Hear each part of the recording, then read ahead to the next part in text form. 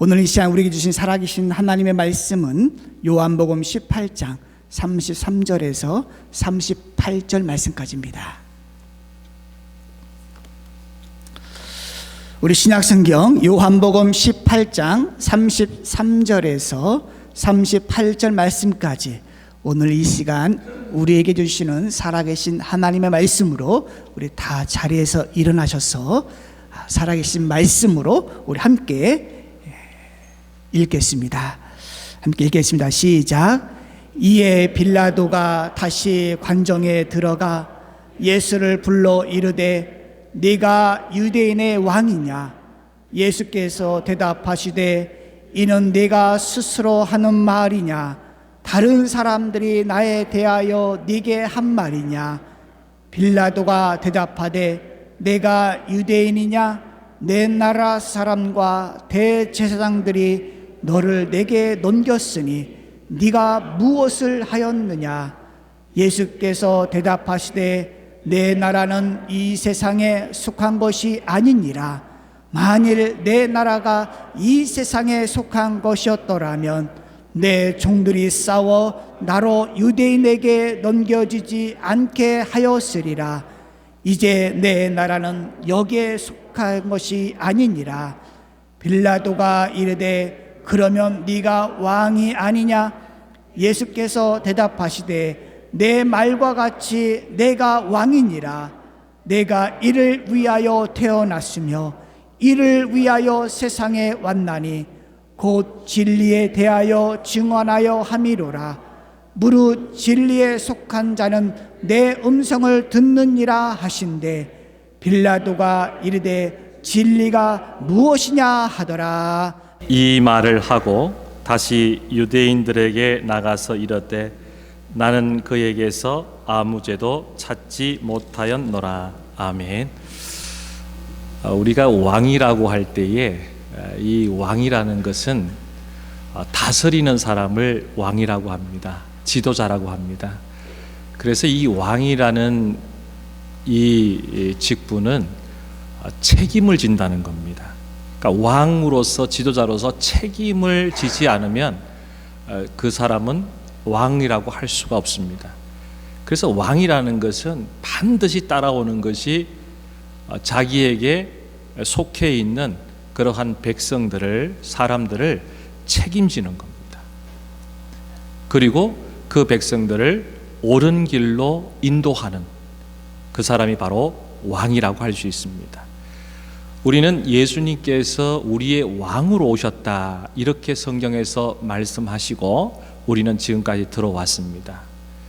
이것은 예수님께서 우리를 끝까지 책임져 주시고 또 하나님께서 약속하신 본향 하나님 나라로 끝까지 잘 인도해 주시는 분이 바로 예수님이다. 이것을 나타내기 위해서 예수님이 만왕의 왕으로 오셨다 이렇게 말씀하는 것입니다. 예수님께서는 저와 여러분들의 왕이 되심으로 예수님이 저와 여러분을 끝까지 책임져 주십니다.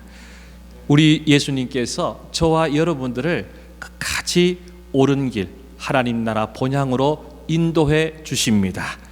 이러한 왕 되신 예수님을 절대로 떨어지지 말고 주님과 끝까지 승리하는 저와 여러분 되시기를 간절히 축원합니다. 오늘은 설교를 하기 전에 한 가지 좀 설명을 해야 될 것 같다 싶어서 먼저 설명을 좀 해드리도록 하겠습니다. 오늘은 종려주일이라고 합니다. 이 종려나무라고 하는데요.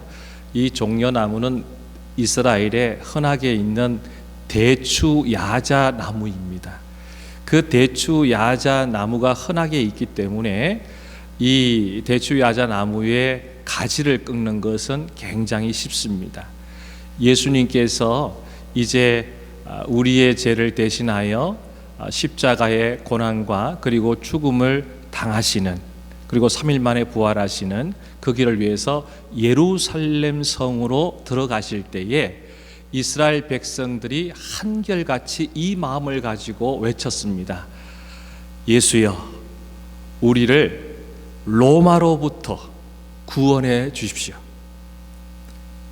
예수여, 우리를 죄로부터 구원해 주십시오라고가 아니라, 죽음으로부터 구원해 주십시오라고가 아니라, 로마로부터 독립하게 해달라고, 그런 마음을 가지고 아주 기적과 능력을 가지신 청년 33살의 예수를 맞이하면서 대추나무 가지를 이렇게 꺾어가지고 호산나, 호산나, 호산나 이렇게 외치면서 맞이했습니다.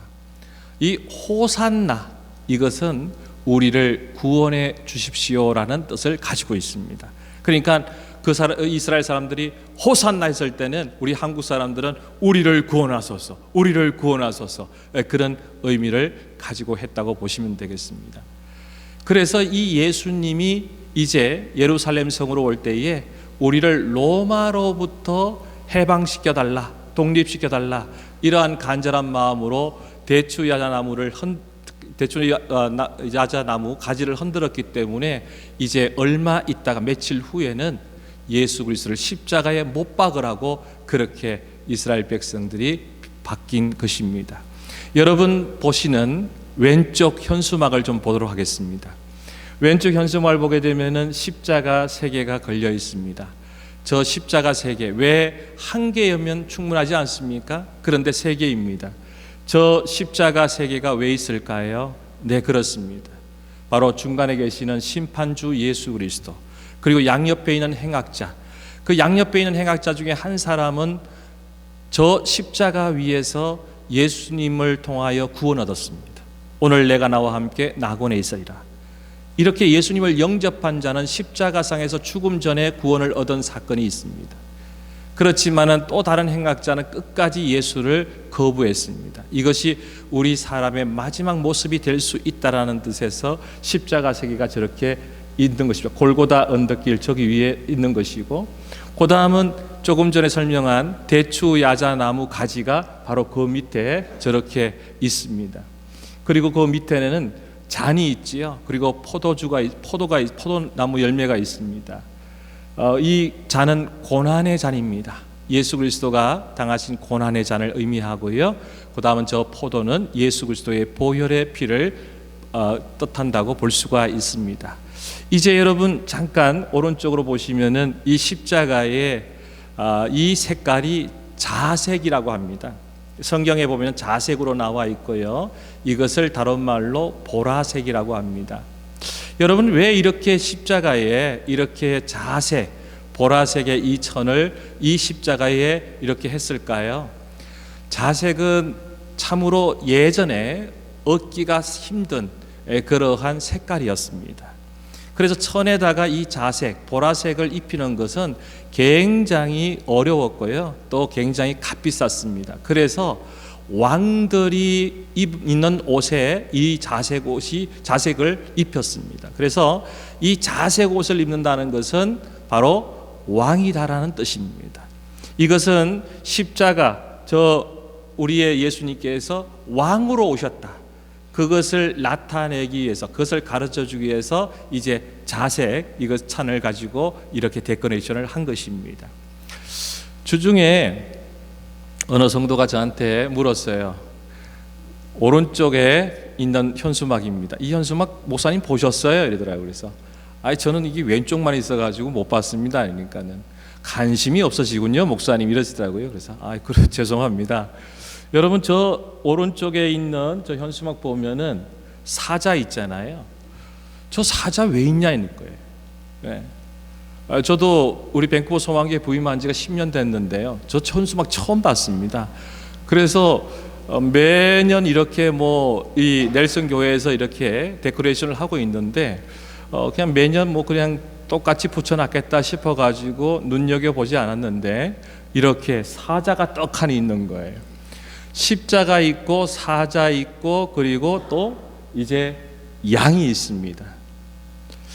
이 그림을 왜 이렇게 했을까 이런 겁니다. 왜 사자가 나왔을까 하는 거예요. 예.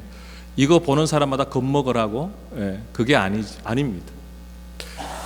자, 이것은 저 십자가도 예수님을 뜻하는 것이고 사자도 예수님을 뜻하는 것이고 그 다음은 보라 세상 죄를 지고 가는 하나님의 어린 양이로다. 그래서 저 양도 바로 희생 제물이 되시는 예수님을 뜻합니다. 그래요. 십자가는 이해하겠습니다. 그리고 양은 또 이해하겠습니다. 그렇지만 사자는 도대체 뭡니까? 이렇게 이제 생각하실 수가 있습니다. 자, 이것은 뭐냐면 우리가 이 성경을 신약 성경을 딱 펼치면은 제일 처음에 마태복음이 나옵니다. 그리고 마가복음이 나오고 누가복음이 나오고 요한복음이 나옵니다. 우리가 이 복음서 예수 그리스도가 구원한 사건을 기록한 예수님의 생애와 또 예수님의 삶을 기록한 이 복음서를 보게 되면 한 권이면은 괜찮지 않을까 이런 생각을 할 수도 있잖아요. 그렇죠? 예, 그런데 성경 하나님께서는 4권의 책을 통하여서 이제 예수님에 대해서 설명을 했던 것이죠. 여기 컵이 있습니다. 왜 하나님께서 이 사복음서를 통하여서 예수님을 설명을 했을까?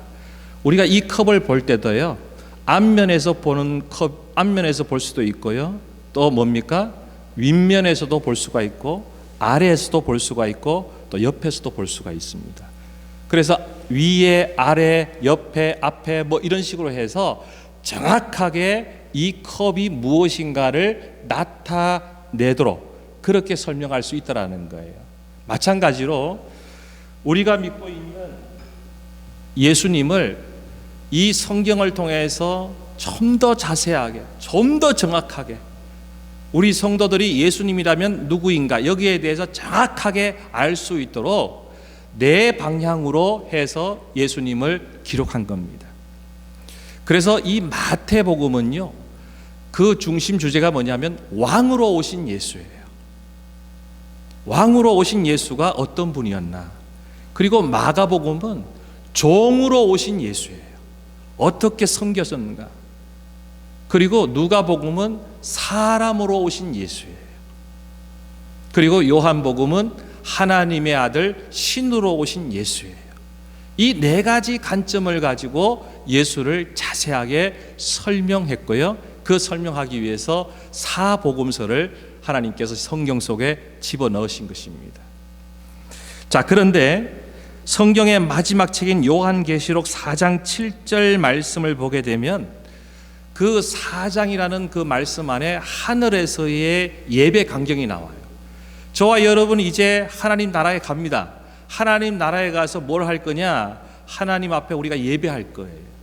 그런데 그 예배 가운데에 보게 되면 4장 7절 말씀에 4가지 동물이 등장합니다. 첫 번째는 사자, 두 번째는 송아지, 세 번째는 사람, 네 번째는 독수리입니다. 이 사자는 결과적으로 마태복음에 나와 있는 왕으로 오신 예수를 상징한다고 보시면 되겠습니다. 그리고 송아지는 우리가 겸손히 순종하는 그러한 모습이고요. 그 다음은 세 번째 누가복음의 사람은 사람으로 오신 예수. 그리고 네 번째 독수리. 이것은 하나님의 아들인데 여러분 독수리가 하늘 높이 올라가지 않습니까? 하늘 높이 올라가서 하늘에서 빛을 내려다보지 않습니까? 그러므로 우리 하나님께서 우리 주님께서 오늘도 우리를 위에서 내려다보신다. 그런 의미에서 독수리 요한복음을 생각하시면 되겠습니다. 그래서 이 사자라는 것은 뭐냐? 바로 왕을 상징하는 동물이다. 이렇게 보시면 되겠고요. 그래서 이 현수막에 왕이 중간에 사자가 이렇게 떡하니 있는 것입니다. 네. 그래서 제가 이 주중에 이 질문을 받고 제가 이것을 보고 이거를 이제 우리 성도들한테 다 또 설명을 한번 해야 되겠구나. 아침 기도에 나오신 분들은 이 설명을 들으셨는데 이제 아침 기도에 못 나오신 우리 성도님들 위해서 이거를 한번 더 설명을 해야 되겠구나 이런 생각에서 설교하기 전에 이렇게 하게 되었습니다. 자, 이제 설교 시작하겠습니다. 일본에서 가장 공정한 판결을 내리기로 유명했던 인물이 하나 있습니다. 이 인물의 이름이 뭐냐면 이다구라 시게무네라는 그러한 재판관입니다. 이 사람은 공정한 이 재판에 대해서, 그 비결에 대해서 이렇게 대답을 했어요. 나는 얼굴을 보지 않습니다. 이게 비결이에요. 내가 공정한 재판을 하는데 그 공정한 재판을 하는 데 있어서 비결은 그 피고나 원고의 얼굴을 보지 않는 거예요. 왜냐하면 사람에게는 볼수록 미워지는 얼굴과 볼수록 선해 보이는 얼굴이 있기 때문입니다. 하지만은 내 눈에 밉게 보인다 해서 그 사람이 악인 일리가 없고, 내 눈에 선하게 보인다고 해서 꼭 선한 사람일 수 있겠습니까? 그래서 피고와 원고의 얼굴이 보이지 않도록 문을 닫고 나 혼자 방에 앉아서 재판합니다. 그래서 저는 아무런 마음의 욕심 없이 있는 사실 그대로 재판을 할 뿐입니다. 이렇게 고백을 했습니다. 오늘 예수님께서 이 십자가형을 집행하는 가운데에 그 전에 어떤 이야기가 있냐 그러면은 예수님이 재판받는 이야기가 성경에는 기록이 되어 있습니다. 예수님께서 재판을 받을 때에 공정한 재판을 만약에 받았더라면은 십자가에서 죽지 않았습니다. 그런데 엉터리 재판, 악한 재판을 받았기 때문에 아무 죄도 없는 예수님이 십자가에서 죽게 되었습니다. 우리는 잘 알고 있습니다. 예수님께서 고난당하시고 그리고 죽으시고 3일 만에 부활하신다는 예수님께서 3번씩이나 말씀하신 것을 우리는 함께 나누었습니다. 그러면서 예수님께서 마가복음 10장 45절 말씀, 그 말씀에서 예수님이 이 땅에 왜 오셨는가, 이 땅에 오신 목적을 분명히 말씀하시는 것을 함께 나누었습니다. 그 말씀을 다시 한번 보도록 하겠습니다. 마가복음 10장 45절 말씀 보겠습니다. 마가복음 10장 45절 말씀을 보게 되면은 예수님께서 섬기러 오셨다 이렇게 되어 있어요. 이 섬김이라는 것은 희생을 말합니다. 그리고 또한 예수님은 많은 사람의 대속물로 왔다 이렇게 되어 있습니다.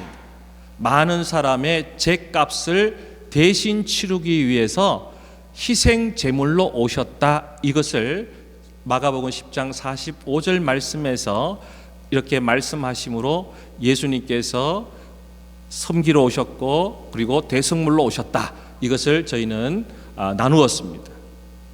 자, 그렇다면 예수님이 희생하셨다는 거예요. 그렇다면 예수님이 자신의 죄 때문에 죽은 것이 아니라는 겁니다. 예수님이 자신의 죄로 죽은 것이 아니라는 것을 우리가 하나님의 말씀을 통해서 분명히 알 때에 예수님이 나의 죄를 대신하여 희생하셨구나, 여기에 대한 확신이 생기는 거예요. 그리고 난 다음에 우리는 그 예수님을 분명히 쫓아갈 수 있는 것입니다. 오늘은 그 부분을 함께 하고자 하는 것입니다.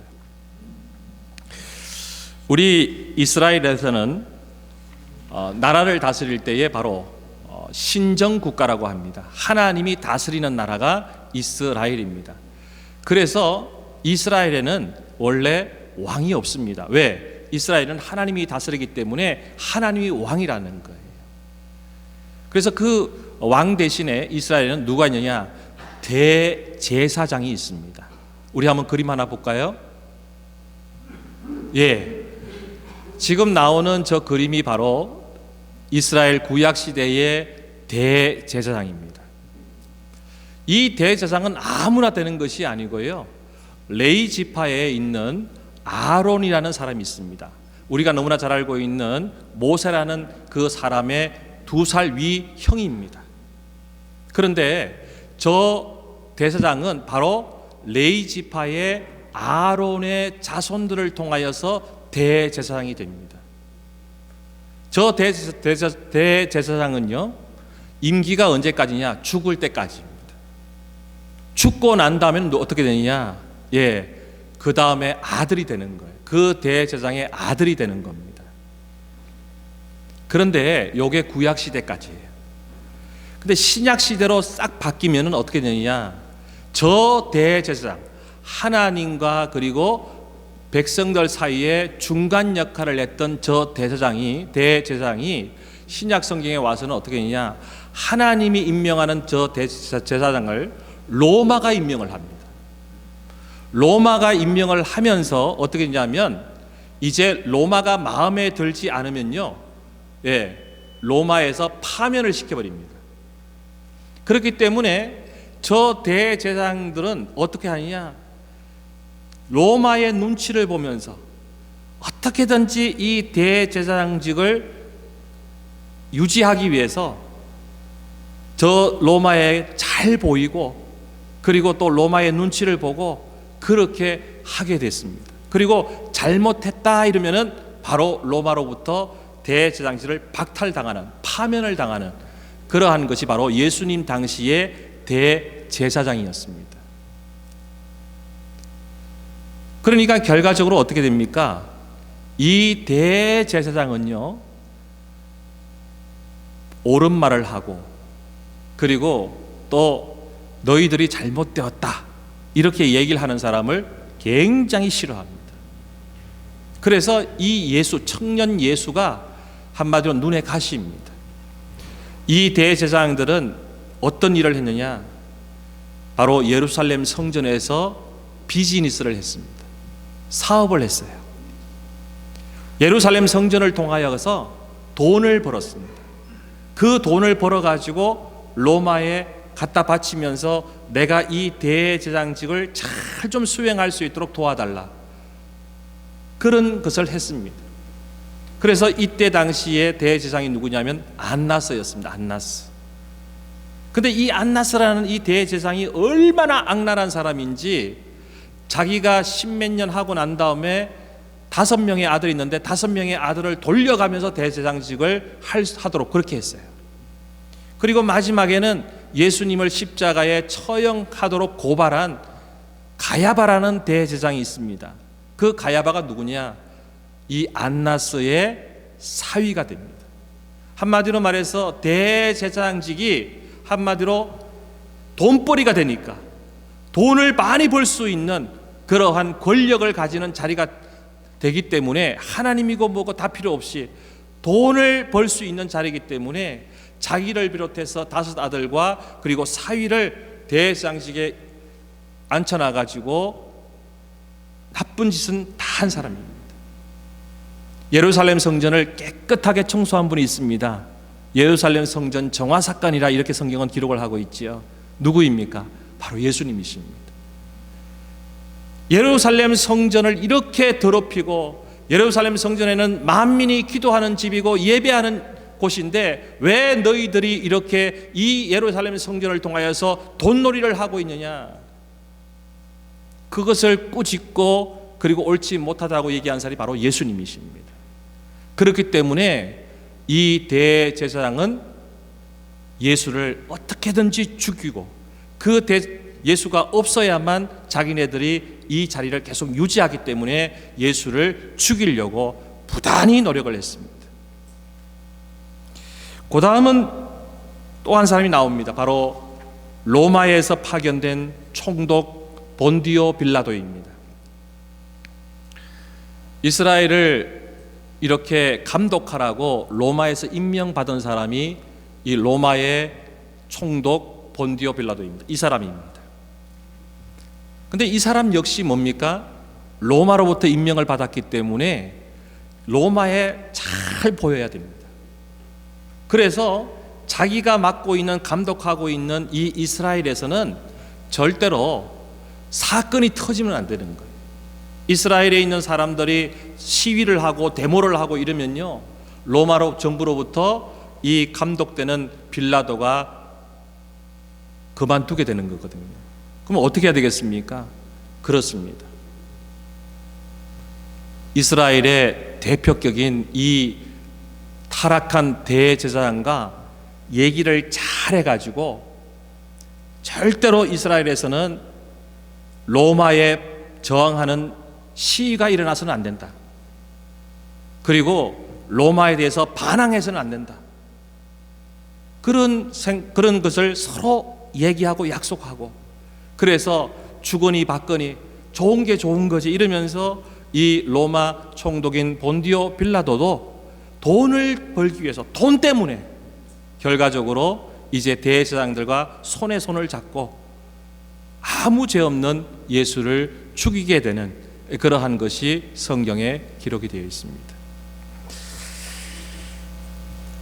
누가복음 23장 1절과 2절 말씀을 한번 보도록 하겠습니다. 누가복음 23장 1절과 2절 말씀입니다.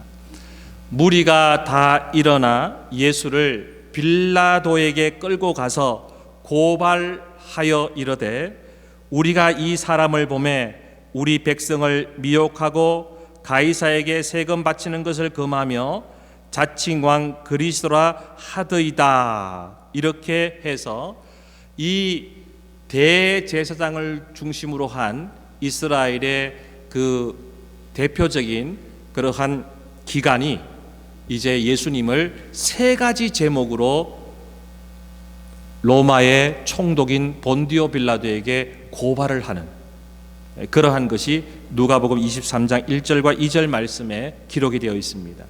그 세 가지가 뭐냐? 첫 번째는 바로 내란 소란죄입니다.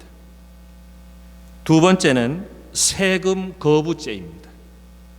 세 번째는 자칭 왕이라 칭하는 반란죄입니다. 이것을 이제 이스라엘을 대표하는 대제사장을 중심으로 해서 이 로마 총독에게 고발을 했습니다. 이 신약 시대에는 대제사장이 사형 집행권이 없습니다. 구약 시대 때는 사형을 판결할 수도 있고 사형을 집행할 수 있는 그러한 권한도 있었습니다. 그런데 신약 시대에 로마가 지배하면서부터, 로마가 대제사장을 임명하면서부터 사형 판결권은 가지고 있었지만 사형 집행권은 이 대제사장에서 없어졌어요. 그럼 누가 하느냐? 바로 로마에서 파견된 로마 감독인 본디오 빌라도가 할 수밖에 없었어요. 그래서 이 대제사장을 중심으로 해서 예수를 갖다가 세 가지 제목으로 고발을 한 거예요. 내란 소란죄입니다. 이 내란 소란죄가 도대체 뭐냐? 예수님이 가는 데마다 사람들이 몰려다니는 거예요. 왜? 예수님이 죽은 자도 살리시고, 그리고 또 병든 자도 고치시고, 그리고 또한 오병이어의 기적도 일으키시고, 막 그러니까 사람들이 이야, 이게 무슨 일이냐? 저 예수는 대단하다. 이렇게 해서 예수님을 막 따라다니는 겁니다. 그러니까 뭐냐? 이 예수님이 따라다니는 사람들을 모아가지고 로마에 저항을 할 수가 있다. 독립운동을 할 수 있다. 이렇게 해서 저 예수를 내란 소란죄로 죽여야 된다. 그게 바로 이 첫 번째 고발 내용입니다. 자, 그런데 여러분, 예수님이 언제 사람들에게 모이십시오, 제가 기적을 한번 보여드리겠습니다, 내가 이런 사람입니다, 이렇게 한 적이 있습니까? 없습니까? 없어요. 막 사람들을 모아가지고, 그리고 난 다음에 내가 이런 기적을 일으키고 내가 또 이런 놀라운 일을 일으키고, 그러니까 사람들 다 모아오시라고, 그리고 매달 며칠 몇 시에 어느 곳으로 오면 나를 볼 수 있습니다, 막 이런 식으로 홍보를 하고 했습니까? 안 했습니까? 안 했습니다. 그런 적이 없어요. 예수님을 따라다니는 것은 자발적으로 사람들이 예수님을 보고 따라다니는 거예요. 그렇기 때문에 이것은 내란 소란죄로 적용을 할 수 없는 것입니다. 빌라도가 이것을 정확하게 판단을 했습니다. 그래서 내란 소란죄로는 이 너희들의 원대로 십자가에 예수를 못 박힐 수 없다, 그렇게 했습니다. 그 다음은 두 번째는 세금 거부죄입니다. 로마는요, 이스라엘에게 원하는 게 두 가지였습니다. 첫 번째는 반항하지 마라. 두 번째는 세금 잘 내라. 요 두 가지만 잘하면은 절대로 너희들의 자치권을 내가 보장을 하고, 그리고 로마로부터 많은 간섭을 안 할 테니까 제발 부탁이니까 반항하지 마라. 독립하려고 하지 말고, 그리고 세금 잘 내라 이거입니다. 그런데 이 세금 거부죄로 고발당했다는 거예요. 예수에게 이렇게 물었습니다. 우리가 로마에 세금을 내야 됩니까? 안 내야 됩니까? 만약에 내라고 하면은 민족 반역자가 되는 겁니다. 왜요? 로마로부터 지배당하는 것도 힘든데 세금을 또 예수가 내라고 하니까 그 예수가 어떻습니까? 같은 동포끼리 어떻게 그럴 수 있어? 그래서 민족 반역자가 되는 거예요. 내지 마라 그러면 어떻게 되겠습니까? 로마에 저항하는 반역자가 되는 겁니다. 그러므로 죽일 수 있다라는 거예요. 이러지도 못하게 저러지도 못하게 세금 문제를 가지고 예수에게 얘기를 하면 예수님께서 이러지도 못하고 저러지도 못하니까 예수를 십자가에 죽일 수 있다라는 계산을 가지고 고발한 겁니다. 그때 예수님께서는 마태복음 22장 21절 말씀에 가이사의 것은 가이사에게, 하나님의 것은 하나님께 바치라, 이렇게 결론을 내셨습니다. 그러므로 사실은 이 세금 고발죄도 한마디로 아무런 죄가 없는 것이고 또 십자가에 죽일 만한 것이 못 되는 것입니다. 이제 마지막 세 번째입니다. 자칭 왕이라 칭한 죄인 반란죄예요. 여러분, 우리가 주는 그리스도이십니다 그러잖아요. 주는 그리스도이십니다. 예수는 그리스도라 그래요. 이 그리스도의 뜻이 뭡니까? 왕이란 뜻입니다. 여러분, 왕이란 뜻이에요. 예수님은 왕이 되십니다. 이게 주는 그리스도시오라는 말의 뜻입니다. 그러니까 이 오늘 본문 33절 말씀에서 이제 고발을 받은 이 로마 총독인 빌라도가 예수님에게 묻는 거예요. 예수, 네가 유대인의 왕이냐? 이렇게 물었습니다. 그랬더니 예수님께서 뭐라고 했냐면 37절 말씀에 내가 왕이다 이렇게 얘기했습니다. 여러분, 한 나라의 왕은 몇 명입니까? 몇 명이야 됩니까? 2명일 수 있습니까? 네, 1명이야죠. 근데 이때 당시에 이스라엘의 왕은 누구입니까? 로마의 황제가 되는 겁니다. 그런데 예수님이 네가 왕이냐, 빌라도가 네가 왕이냐 이러니까 내가 왕입니다 이러니까 어떻게 되는 겁니까? 로마 황제가 왕인데 왜 네가 왕이라고 그러냐 이러면서 이거는 십자가에 죽일 수 있다고 해야 되는 겁니다. 그런데 여러분, 오늘 이 빌라도가 네가 왕이냐라고 이렇게 했을 때에 빌라도의 머릿속에는 뭐가 있었을까요? 이 생각을 가졌어요. 아, 예수 네가 로마로부터 독립을 시키려고 왕이라고 주장을 하고 왕이라고 사람들에게 얘기해서 로마에게 반항을 하는구나, 이 생각을 확인하고 싶었고 이 생각을 가지고 네가 왕이냐 이렇게 물은 거예요. 그런데 예수님은 내가 왕이다라고 얘기한 것은 다른 것이 아니라 바로 이 세상에 속한 나라가 아니라 하나님 나라는 바로 이 세상에 속한 나라가 아닌 하나님 나라 천국을 말한다. 그 하나님 나라의 왕이 나다. 이런 생각을 가지고 예수님은 말씀하신 것입니다. 그래서 36절 말씀에 예수님께서 하나님 나라에 대해서 이렇게 말하고 있습니다. 내 나라는 이 세상에 속한 것이 아니니라. 만일 내 나라가 이 세상에 속한 것이었더라면 내 종들이 싸워 나로 유대인들에게 넘겨지 않게 하였으리라. 이렇게 되어 있어요. 그러니까 빌라도가 생각하는 나라, 이거는 이스라엘을 말하는 겁니다. 그런데 예수님이 말씀하시는 나라는 어떤 나라입니까? 하나님 나라라는 거예요. 하나님 나라. 그래서 이 하나님 나라를 설명하시면서 예수님께서 이 하나님 나라가 어떤 나라인가 이것을 살짝 보여주는 말씀이 뭐냐? 36절 말씀에 내 종들이 싸워라는 말씀입니다. 내 종들이 싸워. 이 세상의 나라들은요, 전쟁을 통해서 나라를 세웁니다. 이 세상에서는 나라를 세울 때에 그냥 무기를 가지고 싸워요. 그런데 주님께서 분명히 말씀하셨어요. 내 나라, 하나님 나라는 무력으로 세우는 나라가 아니라는 거예요. 전쟁으로 세우는 나라가 아니라는 거예요. 그렇다면 하나님 나라는 어떤 것을 통해서 나라가 세워질까요? 그것은 두 가지입니다. 첫 번째는 사랑으로, 두 번째는 평화입니다. 이 나라가 바로 하나님 나라라는 거예요. 사랑은 뭘까요? 그렇습니다. 하나님이 우리를 사랑하사 우리의 죄를 대신하여 십자가에 예수를 죽음으로 말미암아 우리를 구원해 주신 그 하나님의 사랑, 그 사랑을 입은 자들이 하나님의 백성이 된다는 겁니다. 하나님 나라의 사람들이 된다는 겁니다. 또 하나 평화, 이 평화는 무엇입니까? 죄로 말미암아 하나님과 끊어졌던 사람들이 화목제물이신 예수 그리스도, 그 예수 그리스도가 십자가에 죽으심으로 이제 하나님과 다시 우리 사람이 화목하게 되었다는 거예요. 그게 무슨 평화입니까? 십자가가 주는 평화라는 거예요.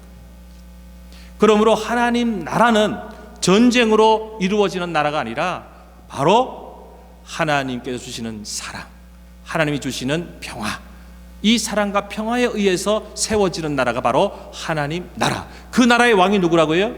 바로 예수님이라는 겁니다. 그런데 이거를 이 빌라도가 여러분 이해를 했겠어요? 못했겠어요? 이해를 했겠어요? 못했겠어요? 빌라도는 죽었다 깨어나도 못합니다. 왜요? 그 마음에는 돈만 있기 때문에. 그 마음에 하나님이 있습니까? 그 마음에 하나님의 나라가 있습니까? 그 마음에 예수님이 우리의 대속물이 되신다, 그런 것이 있겠습니까? 없어요. 그 마음속에는 뭐가 있습니까? 권력입니다. 그 마음에는 뭐가 있습니까? 돈입니다. 돈과 권력이 꽉 차 있는 그 사람에게 자기 권력을 유지하기 위해서 이스라엘 백성들이 밀란이 일어나는 것을 두려워해서 대제사장과 함께 짜고 있는 이 사람이 이 하나님 나라에서 뭘 알겠습니까? 그래서 오해를 한 거예요. 야, 저 예수가 정말로 이스라엘을 독립시키려고 저렇게 하는구나. 그래서 어떻게 됐습니까? 결국은 이스라엘에 내가 만약에 이 사형을 집행을 안 하면 이스라엘 사람들이 다 들고 일어나겠구나, 저 대제사장이 나한테 반항하겠구나, 이런 생각에서 자기의 이 로마 총독직을 유지하기 위해서, 그리고 이 돈벌이를 위해서 예수는 아무 죄가 없는데도 불구하고 예수를 죽이라, 그렇게 집행을 한 것입니다. 이것은 결과적으로 이런 결론을 냈음에도 불구하고 사형을 집행했어요. 오늘 본문 38절 말씀에서 이렇게 되어 있습니다.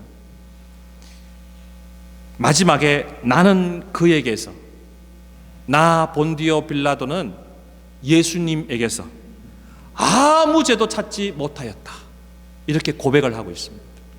성경에 보면 이 빌라도가요 3번에 걸쳐서 이 얘기를 합니다. 나는 객관적으로, 나는 내가 알아본 바로는 이 예수가 십자가에 죽을 만한 그런 제목을 찾지 못했다, 이렇게 3번씩이나 얘기함에도 불구하고 이 본디오 빌라도는 돈 때문에, 권력 때문에 예수를 사형을 집행하는 그러한 옳지 못한 그러한 재판 결과를 내렸던 것입니다.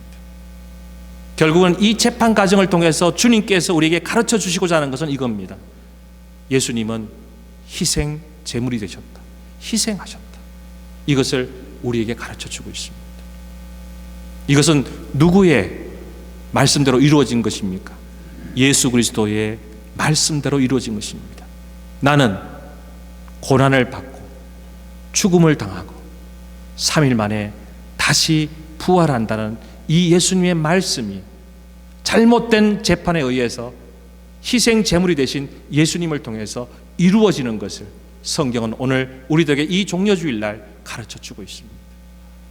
사랑하는 성도 여러분, 예수님은 저와 여러분을 대신하여 십자가의 희생 제물이 되셨습니다. 이 사실을 꼭 기억하시고 귀한 고난주간 주님의 고난과 죽음을 깊이 있게 묵상하며 하나님의 깊은 사랑을 감사하며 하루하루 주님과 동행하는 승리하는 믿음의 사람으로 살아가시기를 축원합니다. 기도하겠습니다.